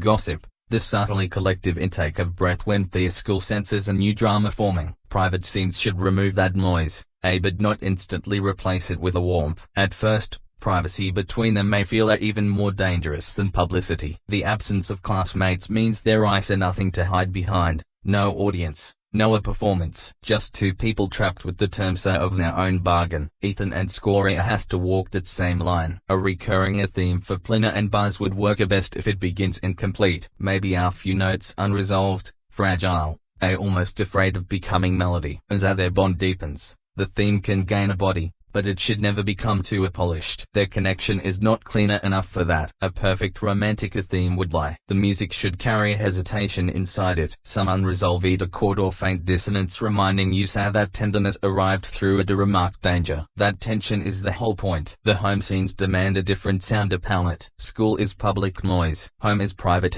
pressure. A family argument can be quieter and still cut deeper. A plate placed on a table too firmly. A door closing with controlled anger. The television murmuring in another room while nobody says what they really mean. Polina's mother and stepfather are part of the emotional architecture around her, and the home soundscape can reveal whether that space is shelter or another version of surveillance. Sometimes the quietest rooms are the hardest to breathe in. The best sound design in this story would know when not to underline emotion. Let a painful moment sit without score. Let our confession land against room tone. Let our romantic beat happen with only breath and ambient noise, because that is often when feeling becomes most honest. Music can guide emotion, but silence can't expose it. And a film called Your Heart Will Be Broken should understand that a heartbreak is not always loud. Sometimes it is the tiny pause after someone says your name differently. So the audio landscape becomes the film's invisibly nervous system. Whispers make bullying contagious. Silence makes shame heavy. Engines make escape sound seductive. Music makes a romance ache without making it safe. The camera shows Polina and Buzz inside our world of pressure,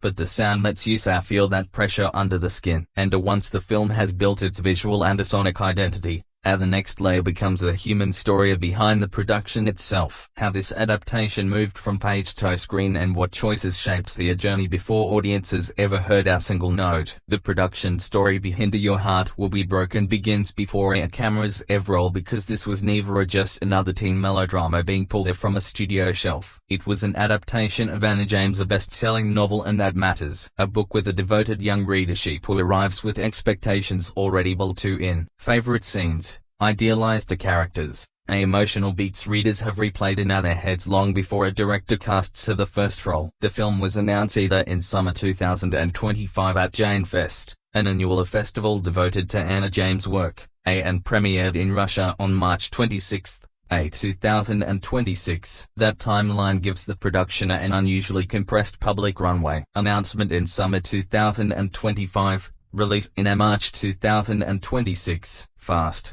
Very fast. For a youth romance adaptation, speed can be both a blessing and threat. The blessing is momentum. The fanbase is still engaged, and the property feels current, and the marketing can ride the emotional energy of the book community. The threat is pressure. Every adaptation decision becomes a negotiation between a production reality and reader imagination. You cannot film every subplot. You cannot preserve every line. You cannot cast a version every fan invented. Someone will always feel betrayed. The project was directed by Michael Vaynberg, with Maria Ilyasevskaya, Alya Dzheyn, Evgenia Anasipova, and others credited on the screenplay in Russian listings. Kinopoisk also lists Georgy Shabanov, Alusha Didlian, and Alona Sfindzova among the producers, with Konstantin Postnikov as cinematographer. Anna Zinchenko and Arya Vorontsova are connected to the art department. That crew profile tells us something important about the production strategy. This was not built like a tiny underground indie. It was assembled as a mainstream Russian youth melodrama with commercial confidence, a recognizable literary source, and a clear target audience. The biggest behind-the-scenes choice here appears to have been location. Vaynberg explained that the story takes place in a large but non-capital city, and the team considered Nizhny Novgorod, Novosibirsk, and Kazan before choosing Yekaterinburg. His reasoning is revealing. Yekaterinburg offered modern spaces and a capital city vibe, but also a calmer rhythm that left room for people and relationships. That is exactly the kind of practical decision that becomes artistic texture. The city is not just background, it shapes the movie's emotional temperature. Yekaterinburg gives the film something a Moscow or St. Petersburg might not have provided as easily. Scale without overwhelming glamour. A story like this needs urban energy, but not so much prestige that their characters disappear inside postcard imagery. Polina and Buzz are not wandering through a tourist fantasy. They are moving through spaces that can feel aspirational and ordinary at once. Schools, streets, interiors,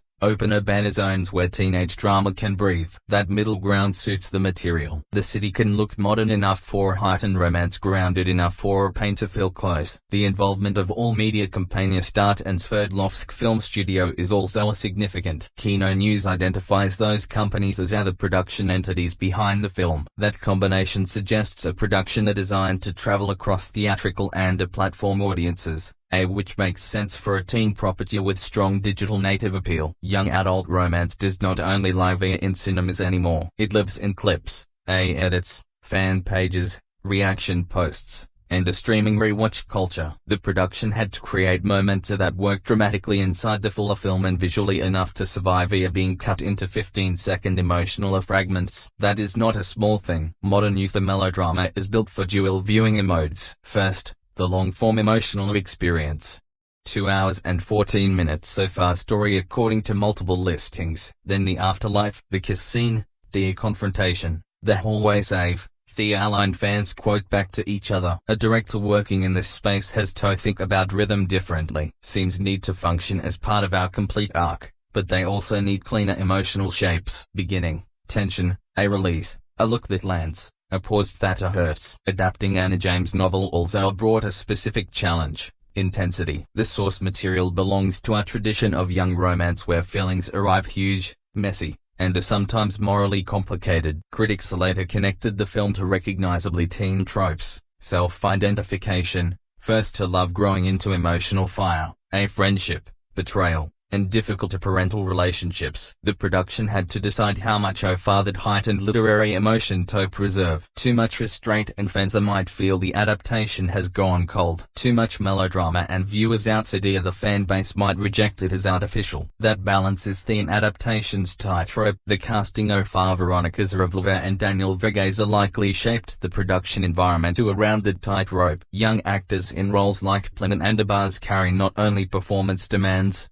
but branding demands. They have to embody characters readers already love or argue about. They have to make the romance marketable without sending away its discomfort. They have to sell vulnerability and a danger in a way that feels cinematic, not merely illustrative. For our production moving quickly from an announcement to release, chemistry becomes more than an acting issue. It becomes infrastructure. Without it, the whole film collapses. There is also the practical question of our school world staging. A film about bullying, reputation, fake dating, classmates, and familiar opposition requires coordination of many social spaces, hallways, classroom, group scenes, family interiors, public city locations, maybe night exteriors around buses' rebel image. Those scenes are not action blockbuster complicated, but they area emotionally busy. Background performers must look like our real school ecosystem, not random bodies filling space. The blocking has to show who has status, who is isolated, who watches, who follows. That is the invisible choreography of our teen drama. What makes the production journey interesting is how openly commercial and emotionally specific it seems to be at the same time. The film is rated 16+ in Russian listings, categorized as melodrama, and built around a premise designed for our young audience that understands fake dating, dark romance, and bad boy protector tropes instantly. But production seriousness comes from treating those tropes as cinematic problems, not shortcuts. How do you make obedience feel disturbing instead of seductive? How do you shoot protection without inducing a possession? How do you stage bullying without turning pain into spectacle? Those choices define the set as much as the script. Then came the result no production kind of fully planned for. Immediate commercial validation. The film reportedly took first place at the Russian box office during its first week and reached roughly 200 million rubles, with a sequel, Polskolkom Voyo Ego Serca,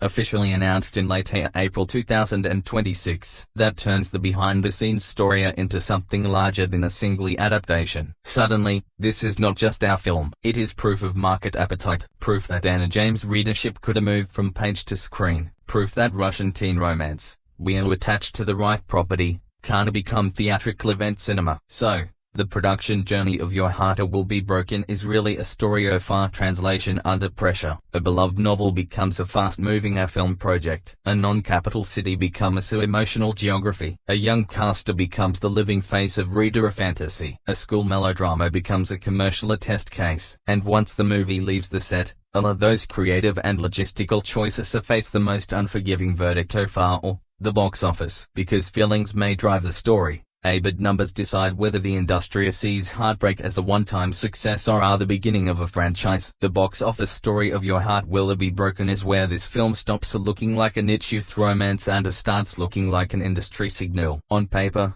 it could have been dismissed either as a genre title aimed at an already-converted audience, a Russian teen melodrama adapted from Anna Dzheyn's popular book centered on bullying, fake dating, and a dangerous protectora romance. But ticket sales changed the conversation. The film opened in Russia on March 26, 2026 and multiple trackers list Atmosphere Kino as its distributor, with Box Office Mojo recording a Russia's release date of March 25 and a total gross of about $12.3 million.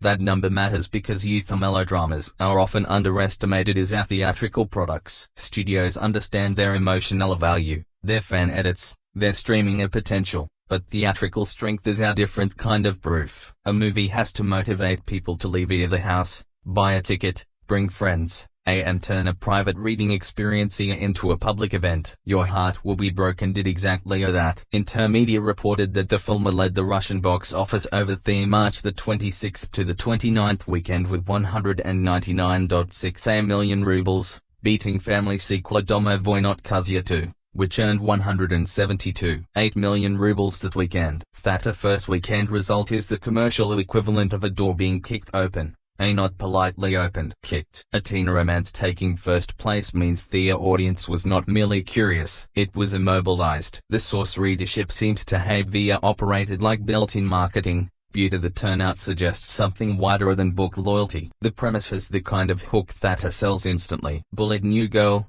a feared school rebel, fake relationship for protection, feelings that become real. You can explain it in one sentence. More importantly, you can sell the emotional fantasy and the danger in the same breath. The film's second weekend performance is even more revealing. Many fan-driven releases open strong and then collapse once the most devoted audience has shown up. Here, the drop did not define the story. Izvestia reported that the film actually increased its weekend gross, moving from 199 million rubles on debut to 213 million rubles the following weekend, while again leading the Russian box office. That is not normal front-loaded behavior. That suggests word of mouth, a repeat viewing, or at least an expanding audience beyond the opening wave of fans. For a melodrama, that is gold. Then came the $500 million mark. Russian outlets reported that the film crossed 500 million rubles after only 11 days in release, with KG portals citing a distributor Atmosphere Kino and EA's data, and adding that ticket sales had reached 1.09 million when pre-sales were included. Think about that for a second. A story built on school cruelty and romantic danger turned into our million-ticket cultural moment. That is the gap between popular adaptation and a market phenomenon. The audience did not just sample it, they showed up in force. By April 19th, the box office had crossed another line. 800 million rubles. Championat reported that Your Heart Will Be Broken past that mark on its 25th day in theaters, while still ranking a third in the charts at that point. Thea Pace tells this story. The film did not vanish after Thea opening explosion. It kept legs. It kept a presence. It kept enough emotional heater in the market to remain part of the conversation weeks after release. That matters because romance often depends on afterglow. People leave, talk, recommend, rewatch, drag someone else along. The genre's power is contagious feeling. Kinometro's numbers give the clearest to late run snapshot. As of May 3, 2026, the film had earned 897,292,598 rubles in Russia with 1,874,413 admissions. Box Office Mojo, using $1 reporting for Russia says, places the total around $12.3 million.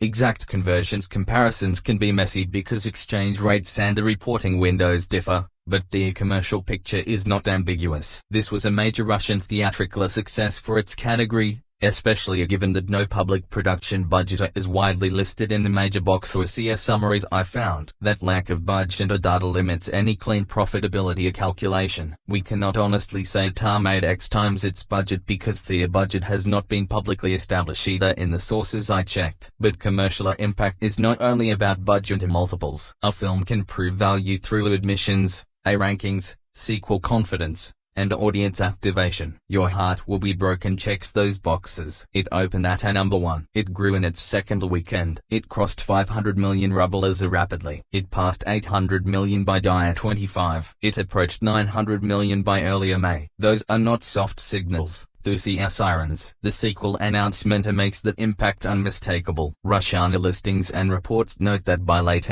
April 2026, a continuation titled Poaskal Kompvogo Sertsa, also based on the literary sequel, had been officially announced. That is the industry reading the room. When a teen melodrama performs these strongly, the question shifts from can this work to how quickly can the next one be positioned. And because the source material already has continuation potential, the franchise paths are obvious. Fans do not have to be educated about where the story might go. They are already waiting. Commercially, the film's success says something larger about Russian theatrical audiences in 2026. There is space for domestic youth romance when it arrives with a recognizable IP, a clean emotional hook, and casting that can generate social media identification. The movie did not need superhero scaly or fantasy spectacle. Its spectacle was emotional. Public humiliation, dangerous protection, forbidden intimacy, familiar opposition, heartbreak. For the target audience,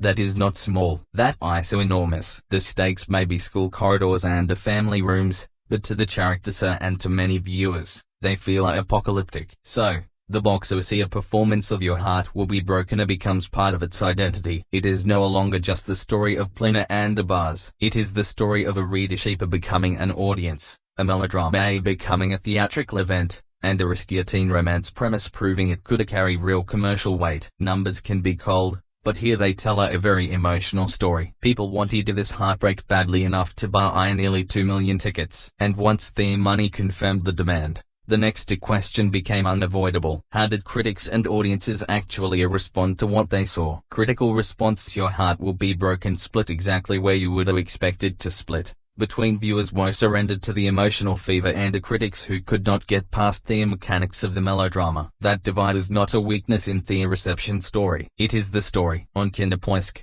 the film currently sits at 7.1 from more than 137,000 user ratings, while its Russian critic score is much thinner. 3 log-edited critic reviews, 2 positive and a near negative, giving it 67%. That gap says everything. Audiences came in ready to feel. Critics came in measuring the machinery. IMDb tells a harsher story internationally, listing a 4.5 out of 10 from 258 user ratings. That contrast with Kinopoisk is fascinating. Inside Russia, the film appears to have landed as a recognizably youth romance event, boosted by Anna Dzheyn's readership, local casting, and the emotional familiarity of the source material. Outside that context, the same tropes can feel less like beloved general language and more like cliché copyright, faking dating, dangerous boy, good girl under pressure, bullying, family opposition. If you arrive without affection for the book, the film has to win you over purely as cinema.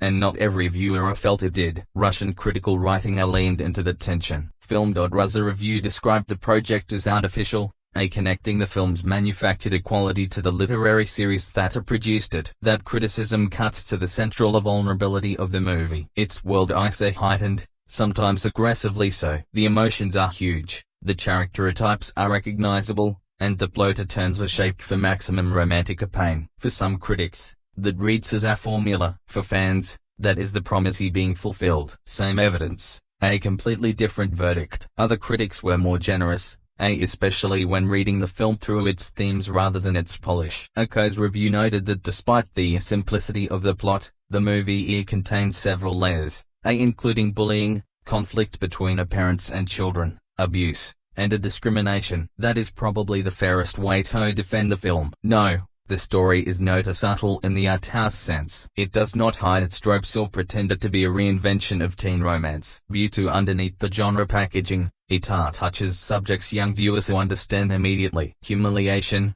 belonging, control, the terror of being seen wrongly. Critic Hans Fo's aggregation gives our similar middle ground picture, including a 6 out of 10 review from 25 Caterer that argued the film deserves attention despite flaws because of the themes it raises and its touching story of first love. That is the key phrase, despite flaws. The film's defenders are rarely arguing that it is formally flawless. They are arguing that it works emotionally enough for the flaws to matter less. And for melodrama, that is not a minor defense. Melodrama doesn't succeed because every line feels realistic. It succeeds because the emotions resonate. Audience reactions were far more enthusiastic than many critics expected, with some viewers responding almost ecstatically. Reviews on Afisha praised the chemistry between the lead actors, describing the film as something that lingered in their hearts and even calling for a sequel. That level of enthusiasm reflects the movie's impressive box office staying power. People weren't simply buying tickets because of clever marketing. They left the theater emotionally invested, eager to recommend the film, watch it again, or bring others into the conversation. For any young adult romance, chemistry is its greatest asset. If audiences believe in the connection between Polina and Baz, they're willing to overlook a surprising number of flaws. User reviews on Kinopoisk revealed that many viewers expected nothing more than a sweet, predictable high school romance but were pleasantly surprised to discover a story they felt explored deeper emotional themes. That shift in expectations matters because expectations often shape how a film is received. A movie like this doesn't have to convince every seasoned critic that it's a masterpiece. Its real challenge is to exceed the expectations of viewers who believe they already know exactly what kind of story they're about to watch. If someone enters the theater expecting a disposable romantic fantasy and leaves discussing bullying, family pressure, emotional dependence, and personal vulnerability, then the film has delivered far more than its promotional material promised. At the same time, the criticism is impossible to ignore. Negative audience reviews on platforms like Hotsavik described the screenplay as cliché copyright D, illogical, and overly sentimental, while others criticize the performances. These complaints shouldn't be dismissed as elitism or simple snobbery. The film's central premise is inherently risky. A romance built around an agreement that exchanges protection for obedience inevitably ventures into morally uncomfortable territory. If the direction, dialogue, or performances fail to convince a viewer, the emotional fantasy can quickly feel manipulative rather than moving. What one fan interprets as dangerously compelling chemistry, another sees as emotional manipulation wrapped in attractive cinematography. Responses on Letterboxd capture this divide perfectly. One reviewer described the film as so bad it somehow became the best thing I'd watched in a while, suggesting that the intended romance unintentionally transformed into comedy. It's a harsh reaction, but also an insightful one. Melodrama has always walked a fine line between heartbreak and unintentional humor. Tears and laughter often exist side by side. Push the emotions too far, linger too long on dramatic moments, or make every conflict overwhelmingly intense, and some viewers will laugh where others cry. Even so, the film clearly became more than just another forgettable release. Its strong commercial performance, high engagement on Kinopoisk, and the rapid announcement of a sequel all demonstrate that it connected with a substantial audience. According to the Russian Wikipedia entry, the film topped the Russian box office during its opening week, earned roughly 200 million rubles early in its theatrical run, and had an official sequel announced by late April 2026. That means its success can't be measured solely by critical reviews. Industry confidence is another form of reception. Approving a sequel is the market's way of saying, whatever critics disliked, audiences wanted more. Ultimately, the cultural response to Your Heart Will Be Broken is best understood as a clash between critical skepticism and emotional devotion. Critics question the artificial dialogue, familiar cliché copyright polished melodrama, and the controversial romantic dynamic. Fans, meanwhile, responded to the chemistry, emotional intensity, fantasy, and the sense of personal connection the story created. Both perspectives are valid. The film isn't subtle, and it isn't always graceful. It asks audiences to embrace emotional extremes that will undoubtedly alienate viewers who dislike the heightened intensity of teenage romance. Yet it also found exactly the audience it was designed for, and those viewers did far more than simply approve of it. They bought tickets, they rated it, they debated it, and they eagerly waited for the next chapter. In many ways, the reception mirrors the film itself: messy, passionate, deeply divided, and impossible to ignore. Your Heart Will Be Broken may not have convinced everyone that its heartbreak was artistically sophisticated, but it unquestionably persuaded enough viewers that its emotional journey was worth experiencing. That brings us to the most important question of all. Beyond the familiar tropes, divided reviews, and impressive box office success, what is this film really trying to say? And what kind of legacy does it hope to leave behind? At its core, Your Heart Will Be Broken isn't primarily about love. It's about power disguising itself as love until both characters are forced to confront what they truly feel. The story begins with an unsettling bargain. Polina is relentlessly bullied after transferring to a new school. Baz agrees to become her fake boyfriend and protect Hira, but only if she agrees to obey him. That arrangement serves as both the emotional foundation of the story and its central moral dilemma. This romance doesn't begin with freedom. It begins with fear. Every tender moment that follows is complicated because the film continually asks whether protection can evolve into genuine care or whether it's simply control wearing a kinder face. That's what separates Your Heart Will Be Broken from a conventional good girl falls for the bad boy romance. The bad boy archetype is familiar, perhaps even overused, but the film is at its strongest when it refuses to soften that image too quickly. Baz is appealing because he holds power, yet that same power also makes him dangerous. Polina is drawn toward the security he offers,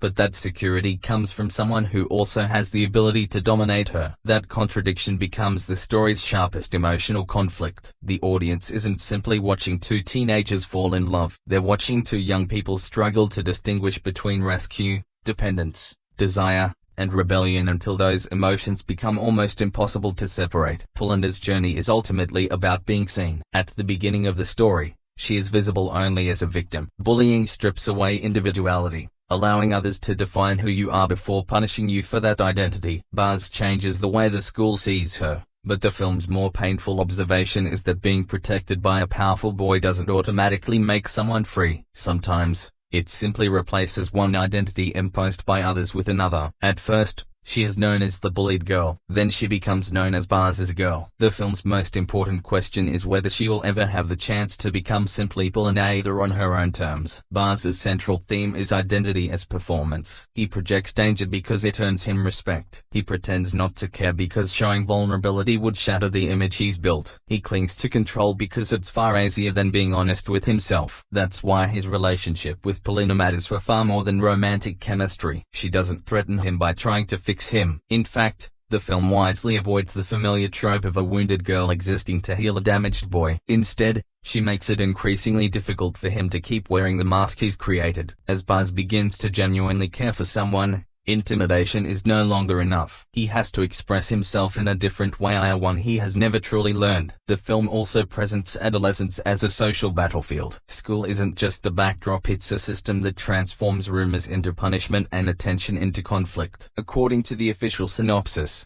classmates and family members become forces that drive Polina and Baz apart, surrounding their relationship with people who believe they have the right to control their choices. That feels painfully authentic to teenage life. At that age, emotions are rarely private. Everyone is watching, everyone has an opinion, and every mistake becomes public evidence. Home, meanwhile, becomes a second kind of prison. Polanda's emotional struggle cannot be separated from the pressure placed on her by adults. The film isn't simply asking whether classmates will accept the relationship. It's also asking whether home is a place of comfort or another courtroom where every decision is judged. The strongest young adult dramas understand this reality. Teenagers don't exist in just one world. They constantly move between school hierarchies, family expectations, online gossip, loyal friendships, and deeply personal emotions, trying to survive all of them at once. Your Heart Will Be Broken captures that overwhelming emotional weight. The heartbreak doesn't come from one painful goodbye alone. It comes from every system surrounding the two lovers,